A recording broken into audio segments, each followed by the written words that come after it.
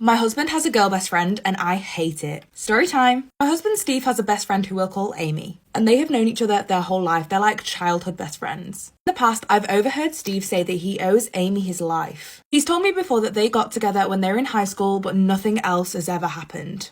Now, I have never really been Amy's biggest fan, but I'd say a turning point for me was when Steve decided to have Amy as his best woman at our wedding. I feel like Amy's definitely the definition of a pick-me girl. I never ever thought I'd be this girl, but I've asked Steve to cut Amy out of his life multiple times. But he said that he didn't think this was a necessary move. Everything did get a little bit better last year when Amy got married, and this relationship moved pretty quick. They were married and pregnant within 4 months of dating. Now, unfortunately, the guy did up and leave Amy when she was pregnant, and this made her mental health spiral, as you can imagine. And it was also when Amy and Steve's relationship started to get a little bit closer. Steve, my husband, started to take Amy to her midwife appointments. Next thing you know, he's building the nursery, and he even promised that he would be there at the birth of the baby.